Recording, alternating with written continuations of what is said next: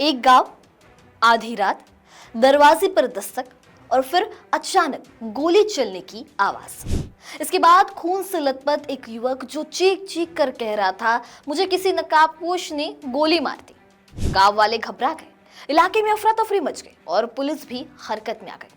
पहली नजर में मामला किसी खूंखार हमले का लग रहा था। गांव के लोग तरह तरह की कहानियां बनाने लगे। किसी ने कहा दुश्मनी होगी, किसी ने कहा लूटपाट की कोशिश रही होगी, तो किसी ने इसे किसी बड़ी साजिश से जोड़ दिया। लेकिन कुछ ही देर बाद जब पुलिस ने इस मामले की तह तक जाना शुरू किया तो कहानी का ऐसा ट्विस्ट सामने आया कि सुनकर हर कोई दंग रह गया।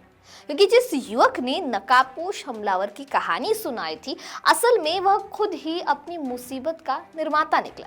बताया गया कि युवक घर के अंदर खुद ही अवैध हथियार बनाने की कोशिश कर रहा था। इस दौरान हुए हादसे में वह घायल हो गया। सुनने में ये सारी बातें आपको कोई फिल्मी कहानी लग रही होगी, लेकिन ये घटना हुई है मध्य प्रदेश के मैहर जिले के इटमा गांव की, जिसने हर किसी को हैरान कर दिया। आखिर ये पूरा मसला क्या है, जानते हैं इस वीडियो के जरिए। नमस्कार, मैं दिशा हटवार और आप देखना शुरू कर चुके हैं नवभारत लाइव। मध्य प्रदेश के मैहर जिले के इटमा गांव में शुक्रवार यानी 6 मार्च की रात को हुए गोलीकांड का पुलिस ने खुलासा कर दिया है।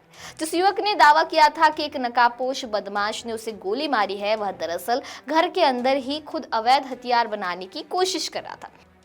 इसी दौरान हुए हादसे में वह घायल हो गया और अपनी इस करतूत को छुपाने के लिए उसने फिल्मी स्टाइल में हमले की झूठी कहानी कर दी।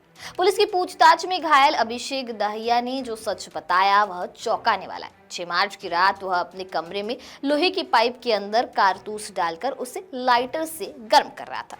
वह पाइप को देसी कट्टे की शक्ल देने की कोशिश में था, तभी अचानक पाइप के अंदर ही राउंड फट गया।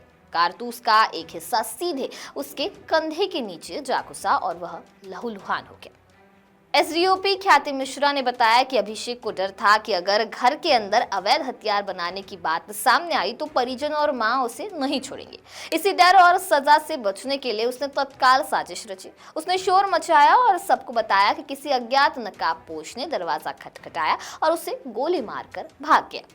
दिनांक 6 तारीख को 6 मार्च को हमें अभिषेक दाहिया के द्वारा यह शिकायत दर्ज करवाई गई कि अज्ञात लोगों ने उसके घर में आके उसको गोली मारी है, जिस पर हमने अपराध कायम करके विवेचना की। विवेचना में जो तथ्य सामने आए और अभिषेक ने हमें जो बताया, उसके घर की तलाशी ली गई, उससे ये तथ्य सामने आया कि उसके द्वारा एक बैरल में खुद ही कारतूस डाल के उसको जलाया जा रहा था, जिससे एक्सीडेंटली उसके कंधे पर वो जो भी कारतूस था वो फायर हो गया था, जिस वजह से उसने घर वालों के डर से ऐसी कहानी झूठी बनाई और पुलिस में आके उसने ऐसी शिकायत की कि उसको किसी के द्वारा मार दिया गया है। प्रकरण में सभी बिंदुओं को ध्यान में रखते हुए हम लोग अग्रिम वैधानिक कार्यवाही कर रहे हैं।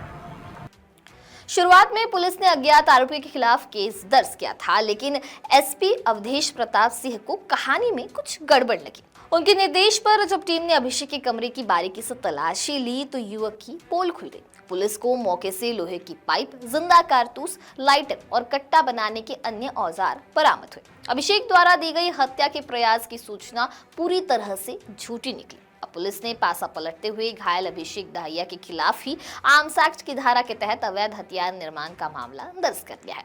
पुलिस की इस तत्परता ने इस पूरे मामले का पर्दाफाश कर दिया। वीडियो पसंद आया होगा तो इसे लाइक और शेयर करना ना भूलें और ऐसे ही तमाम अपडेट से जुड़े रहने के लिए बने रहे नवभारत लाइव के साथ।